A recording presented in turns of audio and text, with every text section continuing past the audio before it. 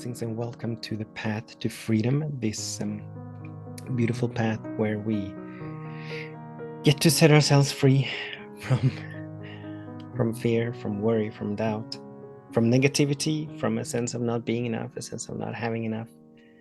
This beautiful path where we get to set ourselves free to shine, to soar, to glow, to forever love for greater and grander expressions of who and what we are, and to be in ever expanding peace and love and joy and harmony and wholeness and beauty and abundance and creativity and bliss and expansion and all of these. My name is Daniel Roquéo, and as always, I'm deeply grateful and honored that you are choosing to join me, that you're actually making the conscious choice to tune into this space of freedom,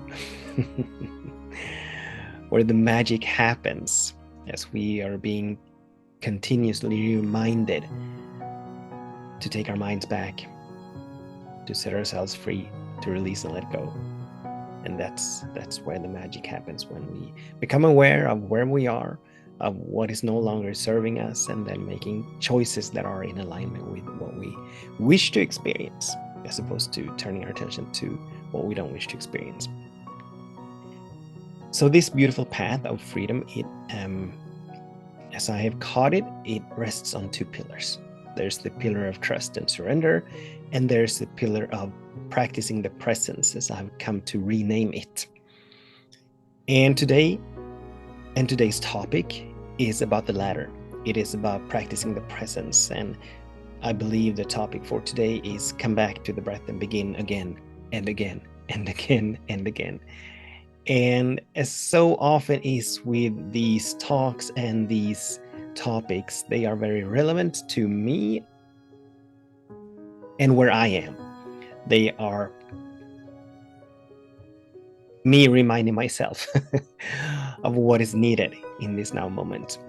Me reminding my spirit, it's not me, it's the spirit, this loving presence that is all there is. It is it reminding me of what I need to be reminded of.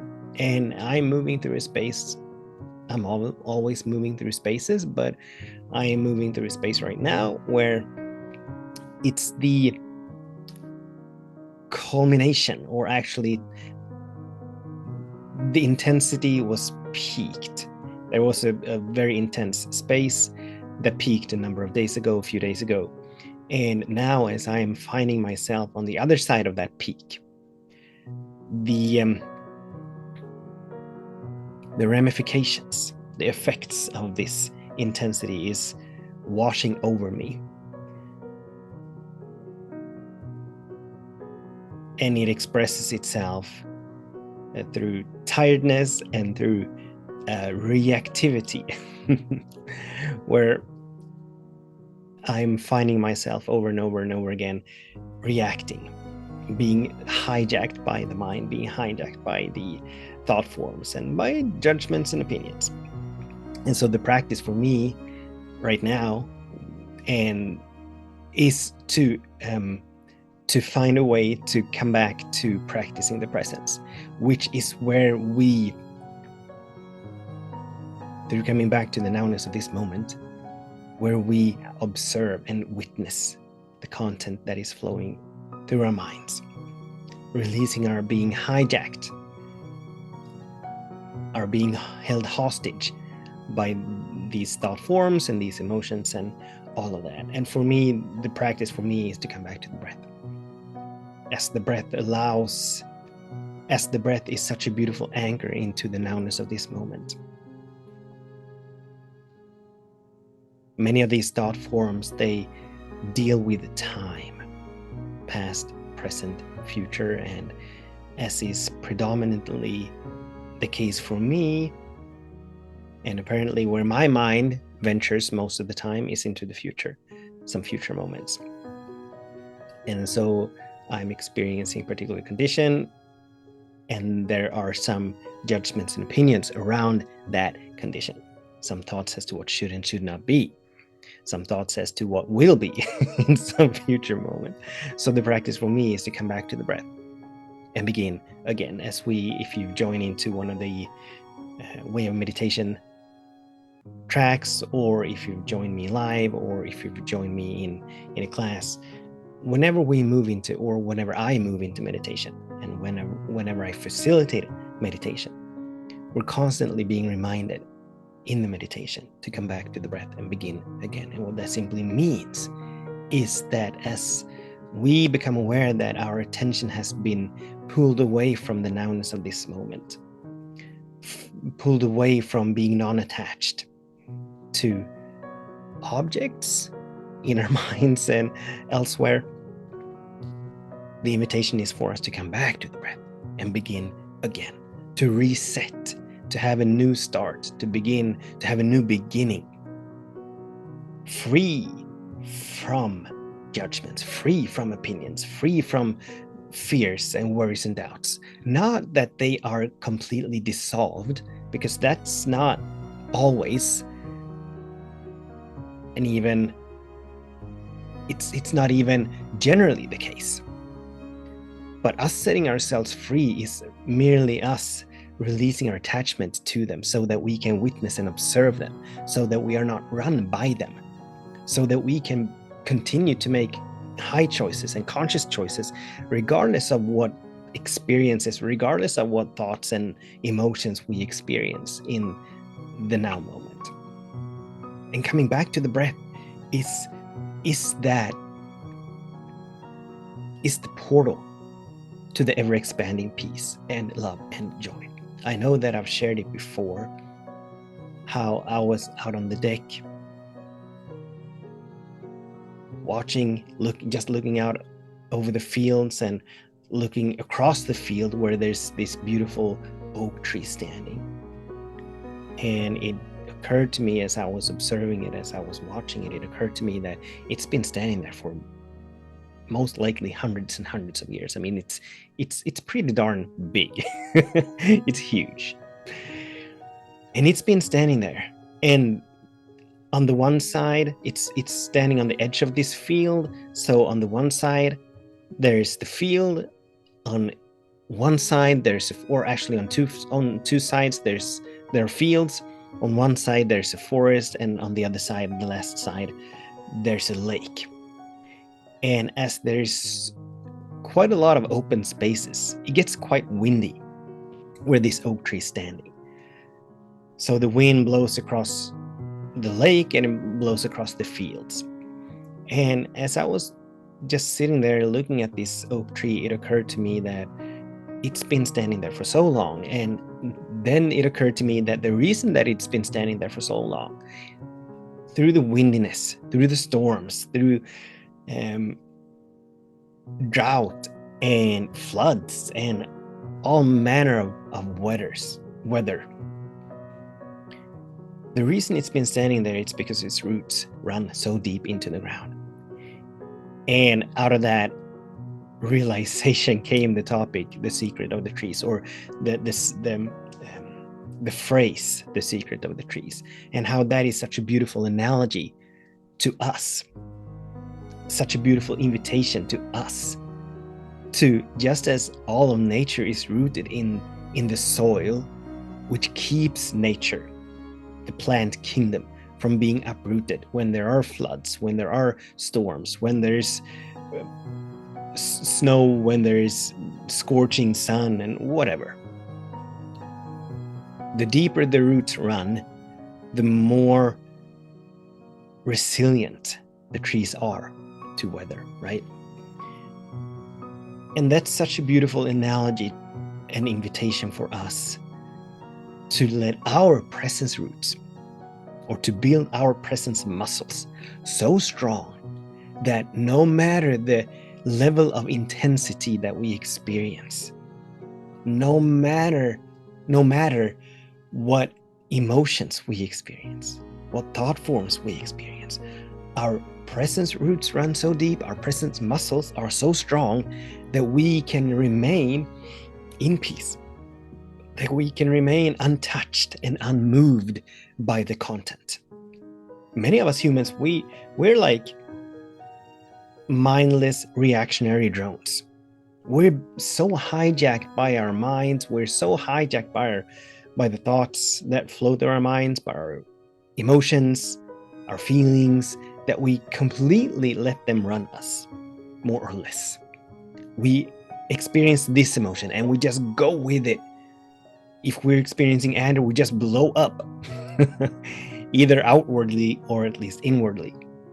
If we are experiencing something good in our external conditions and circumstances, we are so happy. We get so happy. We get so overjoyed. If we are experiencing something that the mind would call, or the ego would call, bad or negative, we get bummed out. We get pulled into negativity and resentment and anger and all these kind of things. But having our roots run so deep, having our roots run so deep into the nowness of this moment, allows us to be in peace, in harmony, in wholeness, to be sane. Even when there's insanity in our minds, we may still remain sane. So the invitation is for us to come back to the breath, not only when intensity hits, not only when the mind is pulling our attention into some condition or circumstance, into some judgment, opinion, not only when we become aware of being held hostage by our emotions, not only when we become aware of being reactionaries. That is a beautiful invitation for us to come back to the breath. But our ability to come back to the breath, our ability to set ourselves free to a very, very large extent depends on the practice that we have, the habitual practice that we have. So it is not, as is sometimes said about prayer, the prayer is not only a 911 kind of thing. Yes, it works magic and wonders when calamity hits, to move ourselves into prayer and to treat our minds to know that all is well. But if we are steeped in prayer, if we are steeped in practicing the presence, if we are steeped in the nowness of this moment, calamity will not hit to the same degree as when we're not.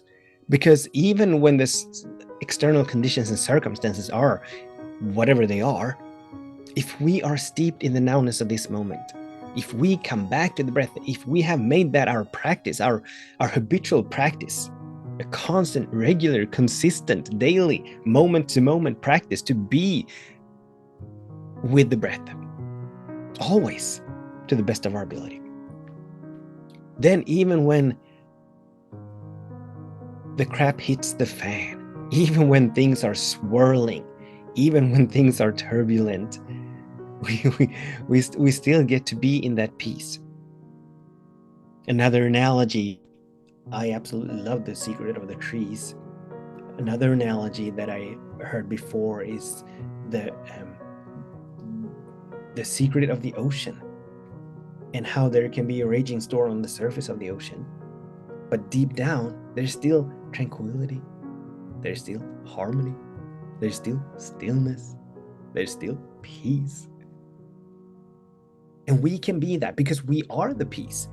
Peace is not something that we get from the world. It's not given to us. At least not if we want to have lasting peace and ever expanding peace. But we are that peace. We are, as unique, perfect, whole, complete expressions, emanations of the one, of this loving presence that is all there is. And it is peace. It is harmony. It is wholeness. It is love. It is joy. And as it is all there is, and as we are one with it, it means that we are all of these beautiful qualities. So that is what we're setting ourselves free to reveal. That is what we're setting ourselves free to experience, to be ever expanding, to be in ever expanding peace and love and joy. Not get it, not get the ever expanding peace, but be in it. Because we already are it, so it is welling up from within. But the way for us to be in that in the peace, or whatever the good that we desire, whatever it is that we wish to experience may be. The only way for us to be it is for us to release and let go of that which no longer serves, and being hijacked by the mind, being pulled into reactivity and reaction.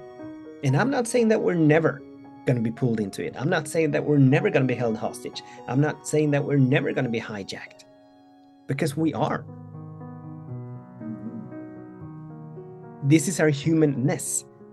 But we learn moment by moment, incrementally, step by step, day by day, to move ourselves more and more into being less and less reactionary, less and less hijacked. And it all comes down to practice.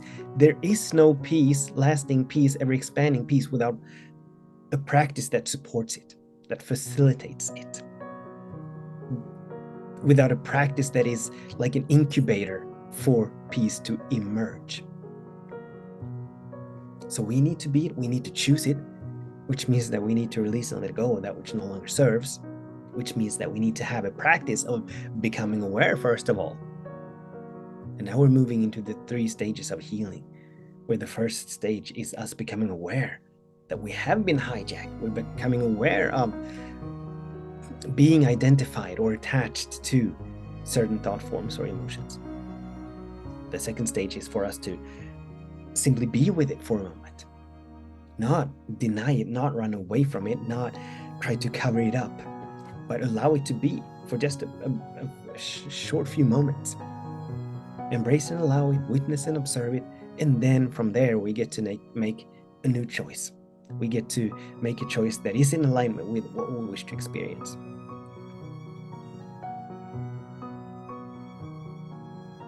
And all of this requires that we have presence muscles that are so strong, that we have roots that run so deep into the nowness of this moment, that we may remain aware, that we may remain awake.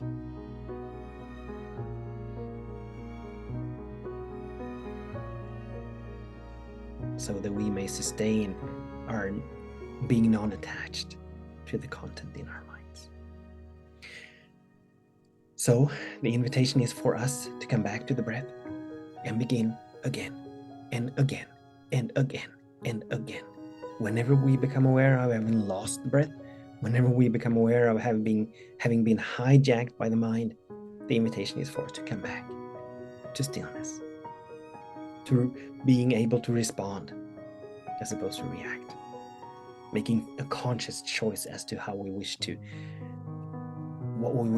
how we wish to show up and what we wish to put forth. I don't think I've recorded that talk yet, but it's one topic that that has come to me these last few days is, now what? So when we find ourselves having been hijacked, now what? So that's the question.